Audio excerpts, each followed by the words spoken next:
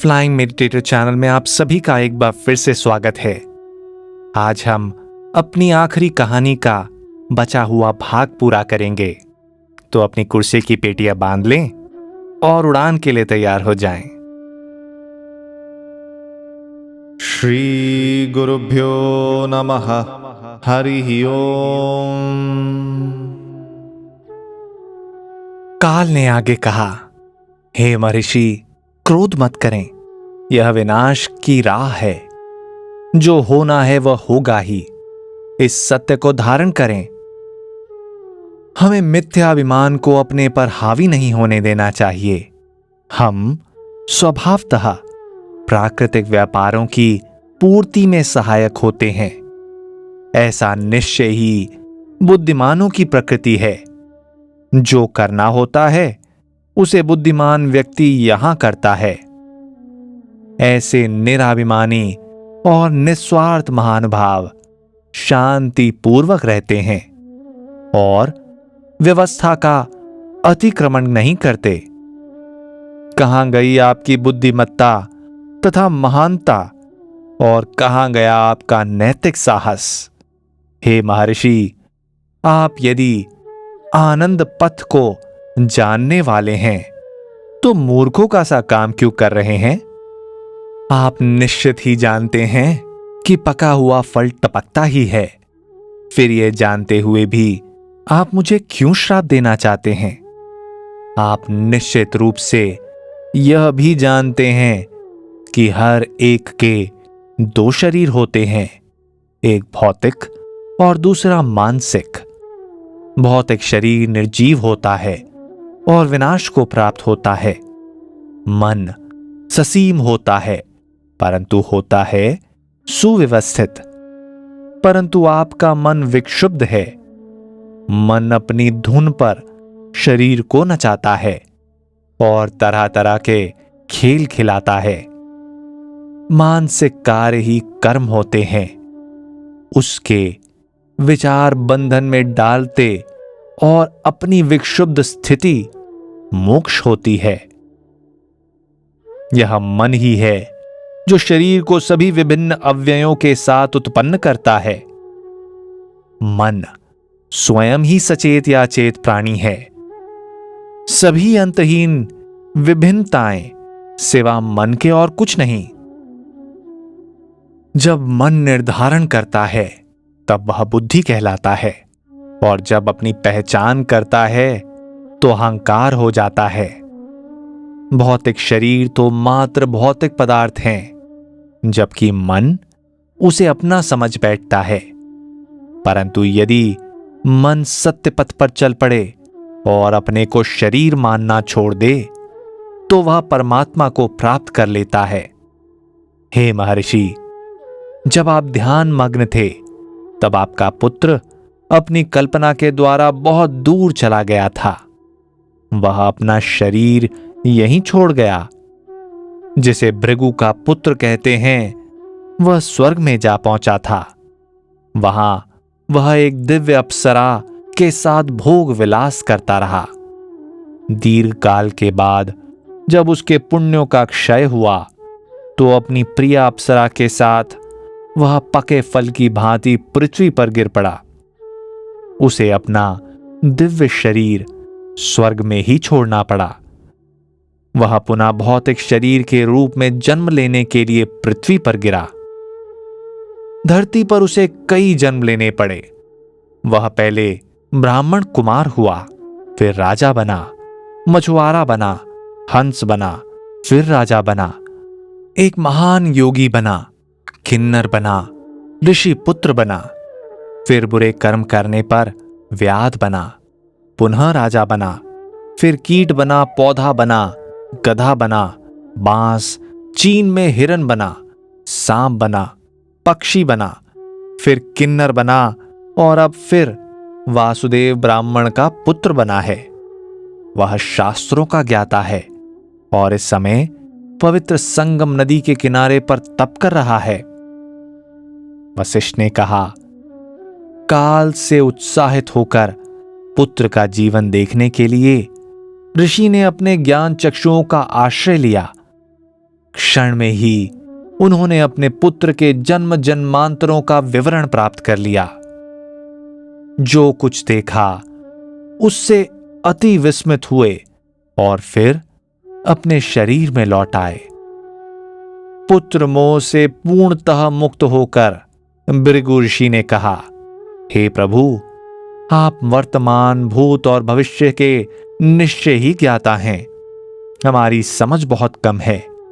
संसार यद्यपि मिथ्या है, फिर भी सत प्रतीत होता है और महाज्ञानी को भी भ्रम में डाल देता है।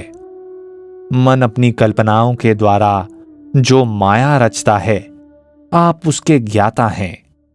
मेरा यह पुत्र मरा नहीं, यद्यपि मैं उसे मरा जानकर संयम खो बैठा था। मैंने सोचा कि समय से पहले ही मेरा पुत्र मुझसे छीन लिया गया है। प्रभु, हम सांसारिक घटनाओं को ही समझते हैं और जो हमें शुभ प्रतीत होती हैं उससे हम आनंदित हो उठते हैं, और जो अशुभ होती हैं उससे हम दुखी हो जाते हैं। इस संसार में क्रोध व्यक्ति को वह सब कुछ कराने के लिए प्रेरित करता है जिसे उसे नहीं करना चाहिए, परंतु शांति उसे उन कर्मों में लगाती है जो उसे करने चाहिए। जब तक संसार के अस्तित्व का भ्रम बना रहता है, तब तक उपयुक्त और अनुपयुक्त के बीच का भेद मान्य होता है। यह उचित नहीं कि आपके स्वाभाविक कर्म से हम विक्षुब्ध हो जाएं। प्रत्यक्षतः आपका स्वाभाविक कर्म है जीवों को मारना। आपकी कृपा से मैंने पुत्र को पुनः देखा है और मेरी समझ में आ गया है कि मन ही शरीर है। यह मन ही है जो सांसारिक दृश्यों को बनाता है। काल ने कहा, हे महर्षि, आपने ठीक ही कहा है। सचमुच मन ही शरीर है। यह मन ही है जो कुम्हार के बर्तन की तरह अपने विचार से शरीर की रचना करता है। यह नए शरीर बनाता है और जो विद्यमान हैं उनका नाश भी करता है, और वह भी मात्र इच्छा करके। यह भी स्पष्ट है कि मन में वह शक्ति भी विद्यमान है जिससे वह विभ्रम खड़ा कर देता है, गलत बातें सोच लेता है और आकाश में सिक्के की रचना कर लेता है। यहां तक कि वह अपने भीतर शरीर की रचना भी कर लेता है, परंतु अज्ञानी व्यक्ति अपने दृष्टिकोण के कारण अपने भौतिक शरीर को मन से भिन्न समझता है। जागृति, स्वप्न और निद्रा के तीनों लोक मन की शक्तियों के अभिव्यक्ति के अतिरिक्त और कुछ भी नहीं है। इस अभिव्यक्ति को न वास्तविक कह सकते हैं न मिथ्या। जब मन सांसारिक के कारण विभिन्नता की धारणा बनाता है तो वह विभिन्नता देखता है। मैं दुखी हूं, मूर्ख हूं आदि अपनी धारणाओं को उत्पन्न करके मन संसार के जाल में अपने को उलझा लेता है। जब समझ आती है कि यह सब मन की ही मिथ्या सृष्टि है, तब उसकी चेतना में परमात्मा की शांति का उदय होता है। मन उस विशाल सागर की तरह है जिसमें अनंत प्रकार के जीव जंतु होते हैं तथा जिसके ऊपरी तल पर छोटी बड़ी तरह तरह की लहरें उठती गिरती रहती हैं।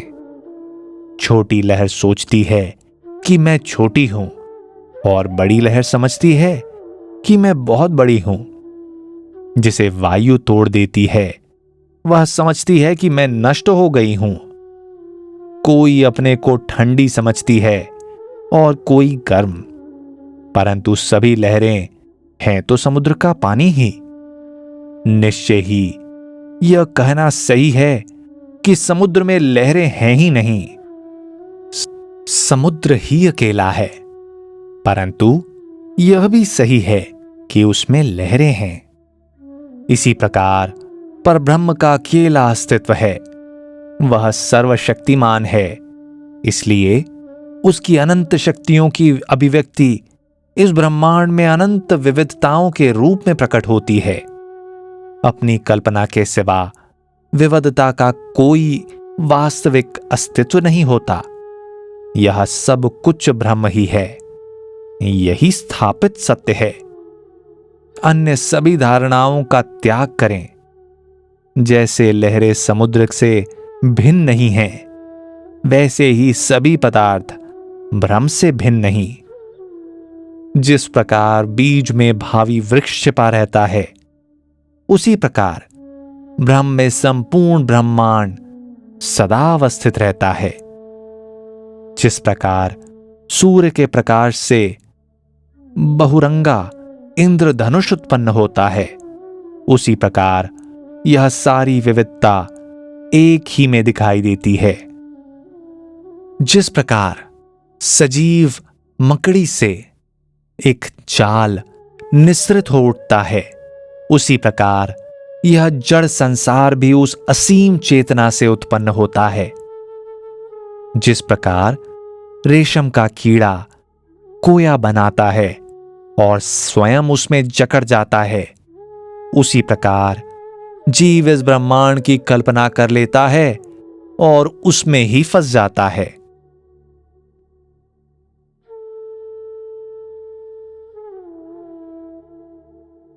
जिस प्रकार हाथी बिना प्रयास उस खंबे से अपने को मुक्त कर लेता है जिसके साथ वह बंधा गया होता है, उसी प्रकार आत्मा भी अपने को बंधन से मुक्त कर लेती है।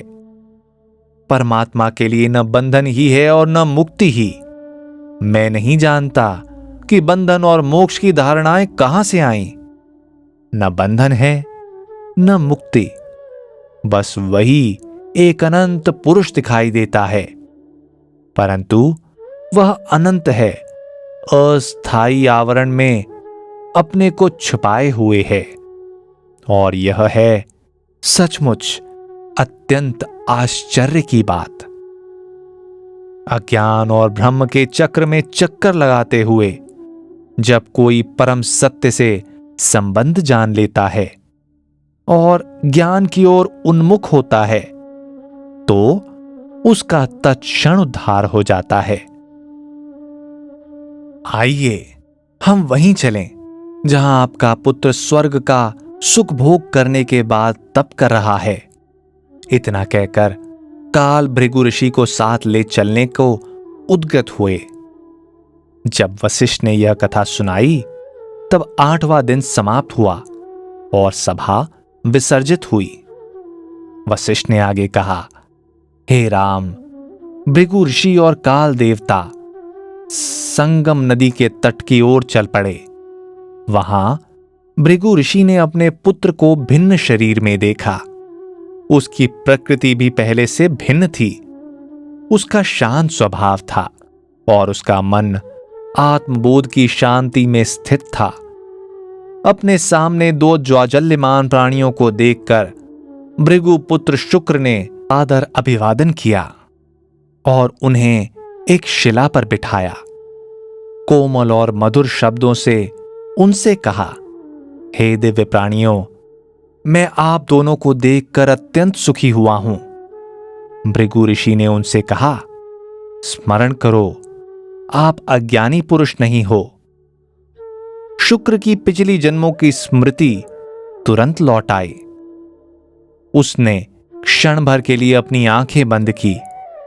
शुक्र ने कहा, मैंने अनगिनत जन्म लिए हैं और मुझे सुख दुख ज्ञान ब्रह्म के अनगिनत अनुभव भी प्राप्त हुए हैं।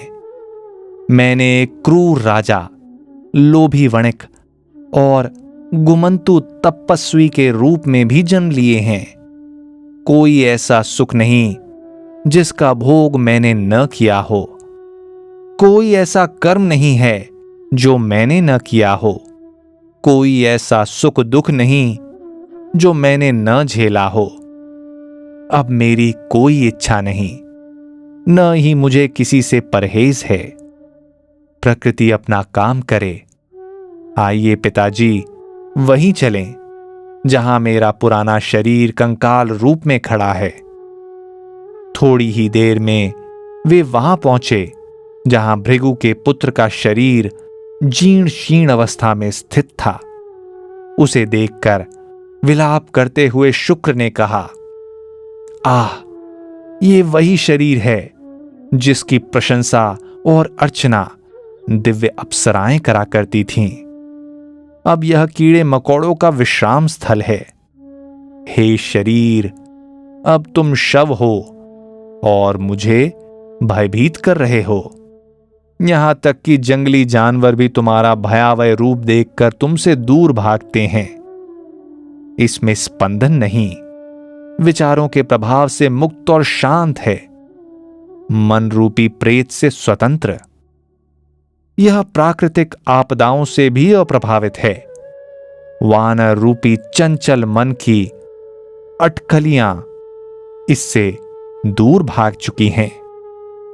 वृक्ष रूपी शरीर जड़ से उघड़ चुका है।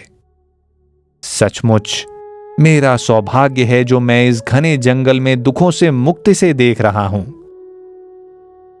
कोई ज्ञानी हो या अज्ञानी, जब तक उसका शरीर बना रहता है वह अपनी प्रकृति के अनुसार कर्म करने में प्रवृत्ति रखता है, और हर शरीरधारी व्यक्ति संसार में रहकर आसक्तिपूर्वक अथवा अनासक्त भाव से वही कार्य करता है जो उसे उपयुक्त लगते हैं। अंतर है तो बस इन दोनों की मानसिक वृत्तियों में। ज्ञानी के लिए ये मुक्तिदायक हैं और अज्ञानी के लिए बंधनकारी। जब तक शरीर रहता है तब तक दुख दुखदाई लगता है और सुख सुखदाई, परंतु ज्ञानी इन दोनों से अनासक्त रहते हैं। महापुरुष सुख भोग के समय और दुख भोग के समय भी अनजान की तरह व्यवहार करते हैं, परंतु वे होते हैं ज्ञानी ही। ज्ञानी समाज में उपयुक्त व्यवहार करते हैं, यद्यपि आंतरिक दृष्टि से ऐसा व्यवहार आवश्यकतानुसार नहीं होता। तपस्वी वासुदेव का अपने पिछले शरीर की दुर्दशा संबंधी विलाप सुनकर काल ने कहा, हे भृगु पुत्र, अपने इस शरीर का त्याग करो और अपने दूसरे शरीर में पुनः प्रवेश करो। युग के अंत में अपने उस शरीर को तुम छोड़ोगे और फिर कभी तुम्हें शरीर का बंधन प्राप्त नहीं होगा। इतना कहकर काल वहां से अंतर्ध्यान हो गया। फिर शुक्र ने वैसा ही किया। एक ही क्षण में वासुदेव का शरीर छूट गया और शव हो गया। भृगु ऋषि ने उस पर पवित्र जल छिड़का और कुछ ऐसे मंत्रों का उच्चारण किया जिससे शरीर पुनर्जीवित हो उठा। क्षण भर में ही वह शरीर पहले की तरह युवा और ज्वाजल्यमान हो गया था। शुक्र अपनी समाधि से उठा और उसने भृगु ऋषि के चरणों में दंडवत प्रणाम किया। भृगु ऋषि भी अपने पुत्र को मृत अवस्था से पुनर्जीवित देखकर प्रसन्न हुए। यह मेरा पुत्र है। मोह का यह विचार भृगु ऋषि में व्याप्त हुआ। ऐसा होना तब तक स्वाभाविक ही है जब तक शरीर चेतना बनी रहती है। भृगु और शुक्र दोनों ने मिलकर ब्राह्मण कुमार वासुदेव के शव का अंतिम संस्कार किया। ज्ञानी पुरुष सामाजिक रीतियों तथा परंपराओं का पालन करते ही हैं। फिर दोनों स्वर्ण और चंद्र के तेज के समान चमकने लगे। आगे चलकर यही शुक्र दानवों के दीक्षा गुरु बने और उनके पिता की गिनती महान ऋषियों में हुई। कुछ ऐसी ही कथा शुक्र की रही, जिसे एक अप्सरा के मोह में पड़ने के कारण अनेक बार गर्भ धारण करना पड़ा। इसी के साथ आज का अध्याय यहीं समाप्त होता है। फिर मिलेंगे।